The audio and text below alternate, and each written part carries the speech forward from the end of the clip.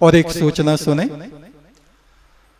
दीपावली पर यजुर्वेद का संपूर्ण यज्ञ संपन्न होने जा रहा है 11 नवंबर से 14 नवंबर के प्रातःकाल तक। उसमें आप सभी लोग आमंत्रित हैं। आप आइए, घृत सामग्री समिधाएं ये आप लेके आइए और आहुति दीजिए, जिससे आप भी इस ईश्वरीय यज्ञ में पुण्य के भागी बन सके। उस कृतिका नक्षत्र को ही कार्तिक स्वामी का, कार्तिक स्वामी हो सकता है उत्तर भारत में तो लोग कार्तिक स्वामी का नाम भी नहीं जानते हो। महादेव शिव के पहले बड़े पुत्र थे कुमार कार्तिकेय। तो वहां पर उनका सिंहासन कहा जाता है कार्तिक स्वामी का कृतिका नक्षत्र पे, और वो उनकी माताएं कही जाती हैं। उन्होंने ही उनका पालन पोषण किया था और पृथ्वी पर वो विचरण करती थी उस समय में, और उनको सप्त ऋषियों की पत्नी भी कहा जाता था। उनमें अरुंधति को छोड़ के बाकी 6 ऋषियों की पत्नियां थीं। वो अरुंधति वशिष्ठ मुनि की पत्नी है, और बाकी जो 6 थीं उन्होंने कार्तिक स्वामी का पालन पोषण किया था। हे गुरुदेव, क्या अपनी प्रशंसा सुनना अहंकार है? आप देखिए, देवताओं की कोई स्तुति करता है तो देवता झूमते हैं, प्रसन्न होते हैं और वरदान देते हैं। आपकी कोई प्रशंसा करे, आप तो बड़े सुंदर हैं, आप तो बड़े ज्ञानवंत हैं, सबको अच्छा लगता है।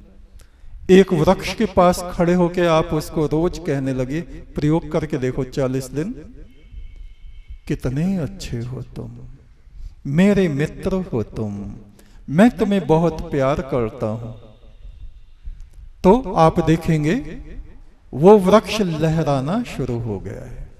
नई नई कोपलें बिना मौसम के उसमें फूटनी प्रारंभ हो जाती हैं। इतना प्रभाव तो जड़ प्रकृति पर पड़ता है, जिसको हम जड़ प्रकृति कहते हैं।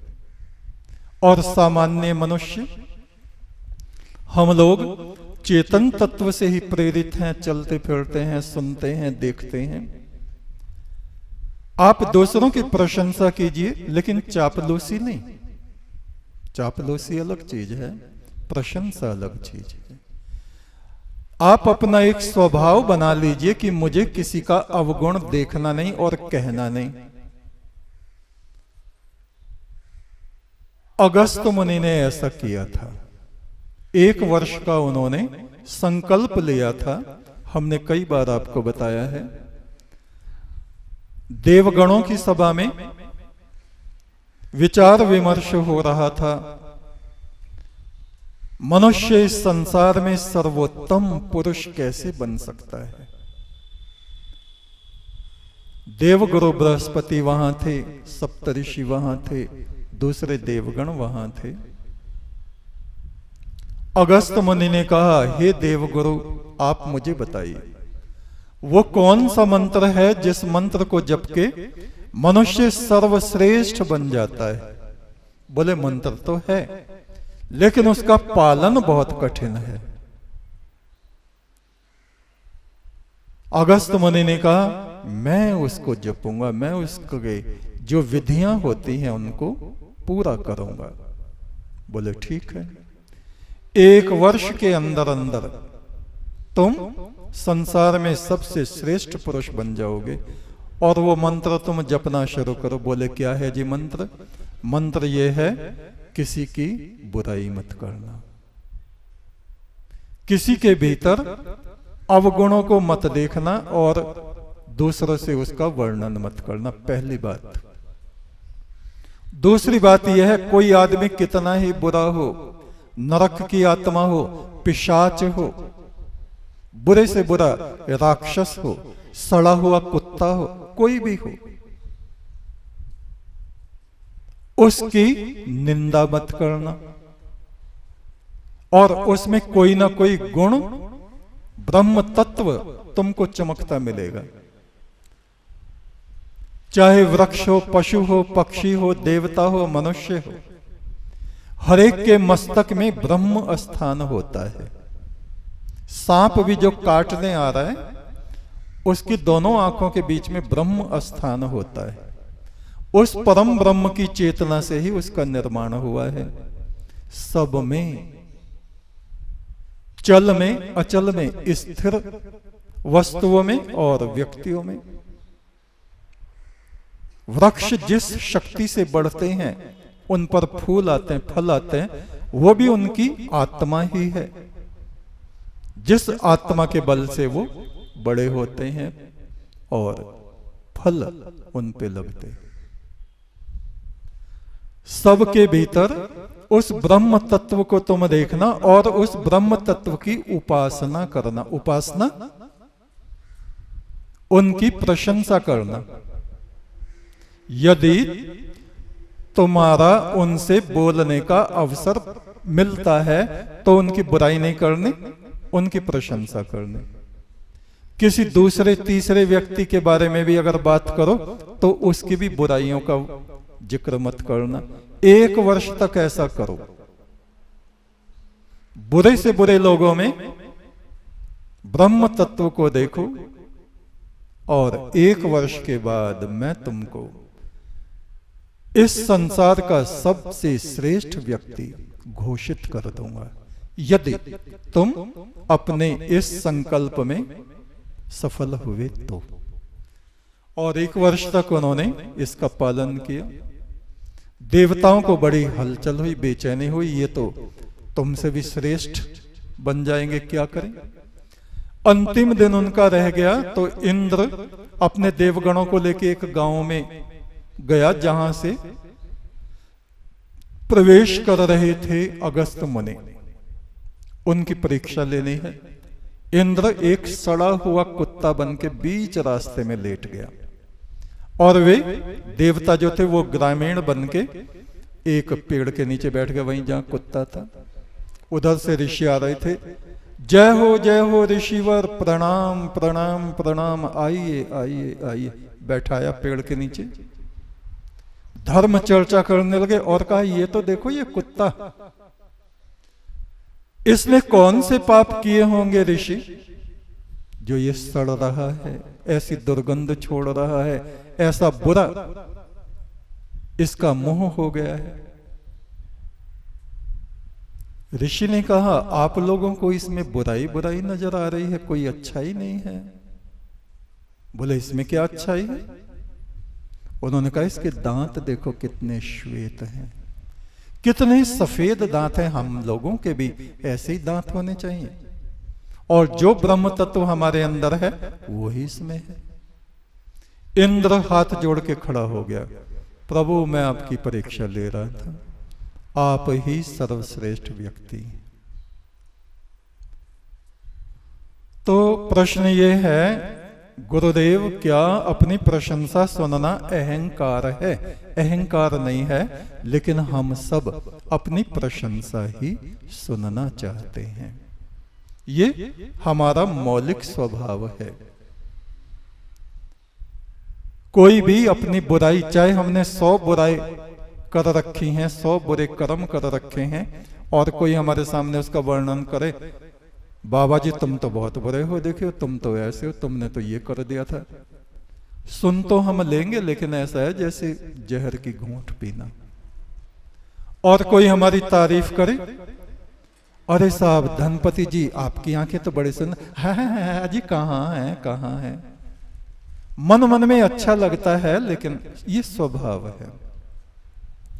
तो हम अपनी प्रशंसा सुनने की कामना ना करें कि लोग हमारी तारीफें करें, तारीफों में कसीदे लिखें, स्तुति करें। नहीं, अपने को हमें पूज्य या श्रेष्ठ समझने का अभिमान कभी नहीं करना चाहिए, किंतु हमें हमेशा दूसरों में गुणवत्ता को देखना चाहिए। दूसरों के जहां प्रशंसा करने लायक बातें हैं उनकी प्रशंसा करनी चाहिए, और जहां बुराई करने का अवसर है वहां चुप हो जाना चाहिए। इस व्रत को यदि हम धारण करें तो हमारी आत्मा शांतिमान हो जाती है और ब्रह्म ऊर्जा को हम निरंतर निरंतर धारण करते रहते हैं, वो ब्रह्म तेज हमारे भीतर बढ़ता चला जाता है।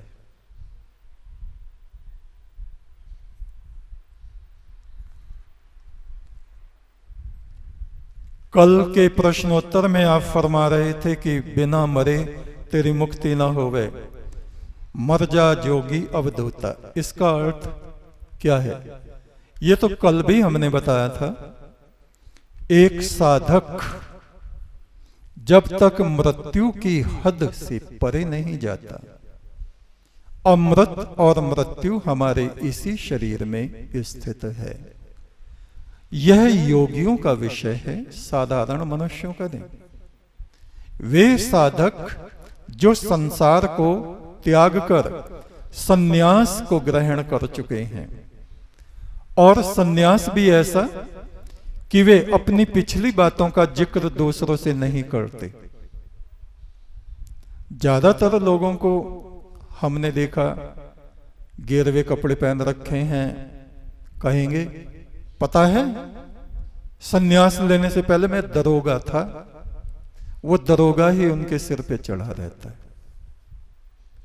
दरोगा जब थे तो अब क्यों कह रहे हो मैं दरोगा था तो उसे परे फेंको। यानी ये चीजें हम एक बोझ की तरह अपने सिर पे उठाए रहते हैं। जो अपनी पिछली बातों में मगन रहता है, पिछली बातें लोगों को सुनाता रहता है, सन्यासी होके उसकी साधना में वहीं ब्रेक लग जाता है। जो इधर की उधर की, यहां की वहां की बातें करेगा, वो साधना में सफल हो नहीं सकता। तुम्हारे पास कोई आया भी है, या तो मौन रहो, और जब आया है तो मौन रह नहीं सकते, उसका स्वागत भी करना है, सत्कार भी करना है, तो उससे ईश्वर की चर्चा करो, साधना के विषय में चर्चा करो, आराधना की चर्चा करो, और उसमें ब्रह्म तत्व कैसे बढ़े, कैसे उसकी साधना बढ़े, महापुरुषों का वर्णन करो। हमारे सप्तऋषि कितने महान थे, उन्होंने कैसे कैसे तपस्या की। महादेव शिव कैसे महान राजा हुए और तपस्वी हुए, और क्या मंत्र वो जपा करते थे, ऐसी बात करो। क्या मंत्र जपते थे महादेव शिव? ओम सत चित एकम ब्रह्म। आप नोट कर लो, लिख लो, फिर कहोगे कि वे तो राम राम जप रहे हैं, राम राम जप रहे हैं, और राम जो है वे शिव जी जप रहे हैं। महानिर्वाण तंत्रम ये ग्रंथ है। शिव आगम, शिव आगम, शिव के जो ग्रंथ हैं, महादेव शिव से, उनके मुख से निकले हुए जो वचन हैं, उनमें है एक महानिर्वाण तंत्रम। निर्माण नहीं, वाण, निर्वाण तंत्रम।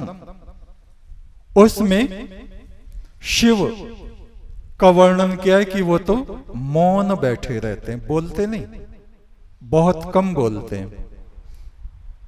कोई उनसे ज्ञान विज्ञान की बात पूछे तो अपना मुख खोलते हैं, और प्रसन्न मन से बैठे रहते हैं, प्रसन्नता पूर्वक मौन रहते हैं। ये नहीं कि पार्वती से लड़के झगड़ के मुंह फुला के बैठ गए, भूम,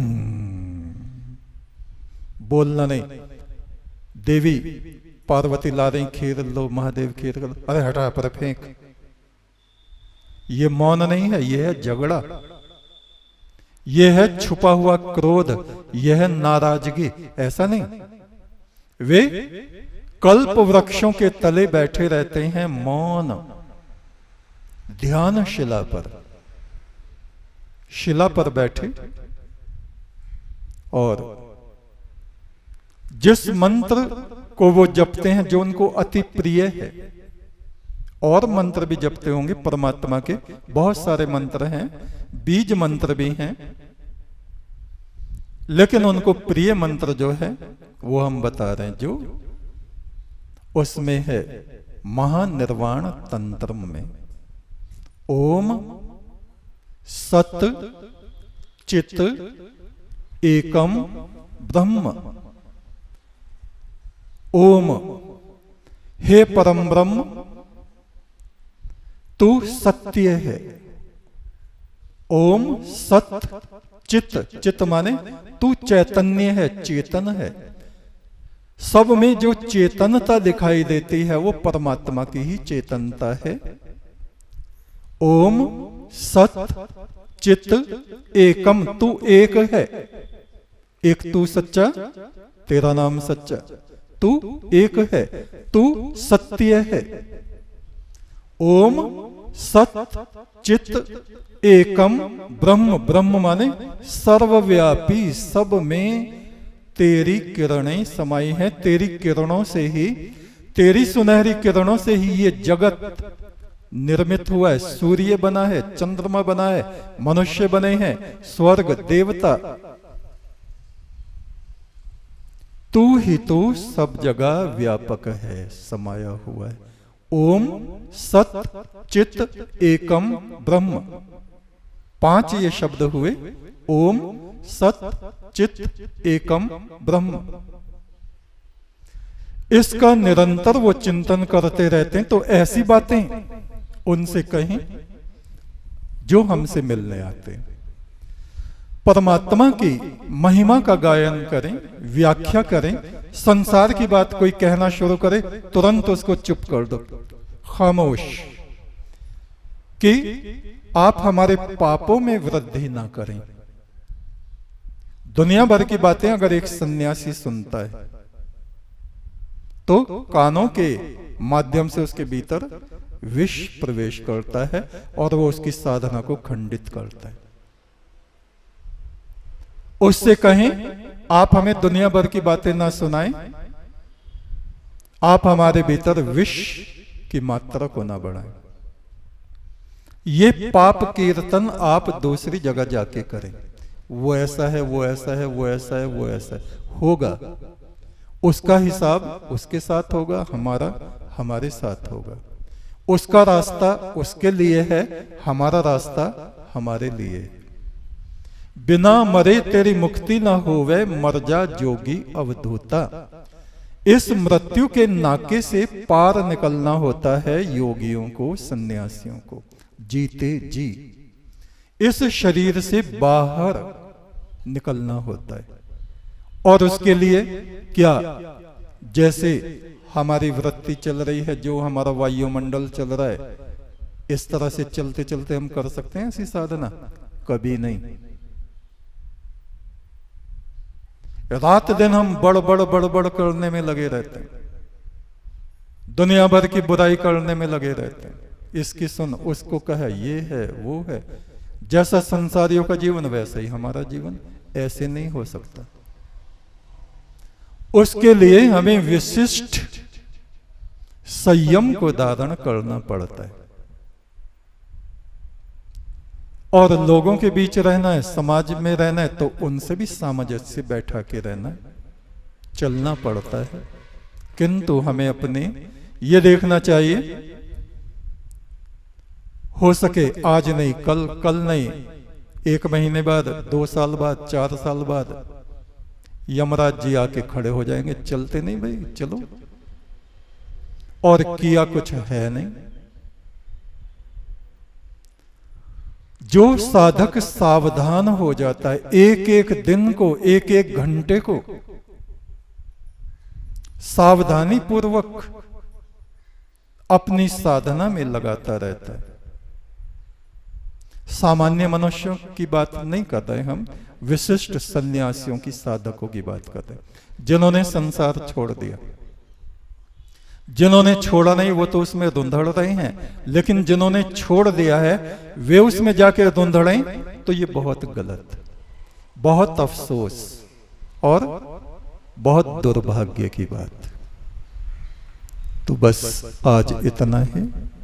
एक तू सच्चा, तेरा नाम सच्चा। एक तू सच्चा, तेरा नाम सच्चा, परमेश्वर